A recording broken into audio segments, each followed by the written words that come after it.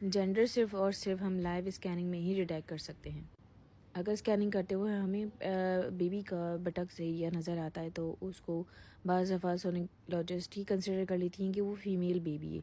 लेकिन जब कहीं और से या सेकंड टाइम स्कैन होता है तो बेबी मेल भी नज़र आ जाता है। यही रीज़न्स होते हैं कि जिसमें बेबी का जेंडर जब करवाओ तो चेंज नज़र आता है।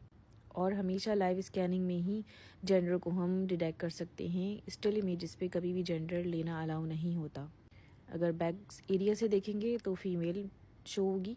जब तक फ्रंट पार्ट नज़र ना आ जाए उस वक्त तक हम कंसिडर नहीं कर सकते बेबी जेंडर को। और अगर पीनस और स्क्रोटम नज़र आ जाता है तो इट्स 100% क्लियरली कि बेबी मेल है।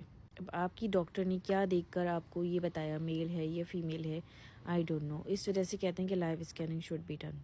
कुछ लोग ये सवाल करते हैं कि एनॉमली स्कैन किस वीक्स पर करवाना चाहिए। तो एनॉमली स्कैन का बेस्ट टाइम होता है 18 वीक्स टू 26 वीक्स, और जो बेस्ट विजुअलाइजेशन होती है वो होती है 21+।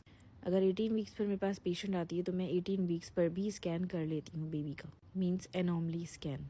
इन वीक्स पर बेस्ट विजुअलाइजेशन होती है एनॉमली स्कैन के लिए। बट अगर कोई पेशेंट हमारे पास आ रही है और उसकी अबव 26 वीक्स हैं, 29, 30, 31, तो तब भी मैं उनकी एनॉमलीज ज़रूर देखती हूँ। पेशेंट से हिस्ट्री भी लेती हूँ और उसके बाद पेशेंट की बेबी की एनॉमली भी चेक करती हूँ।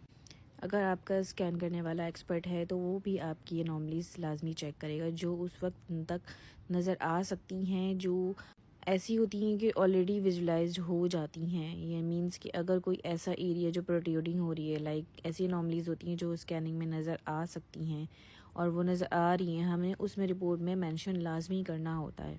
फॉर एग्जांपल उस वक्त अगर क्लब फुट आ रहा है तो वो एनॉमली स्कैन में हम चेक करते हैं। और अगर पेशेंट फर्स्ट टाइम आ रही है हमारे पास या फर्स्ट स्कैन हो रहा है उसका, तो लाजमी उसको बहुत केयरफुली चेक करना होता है।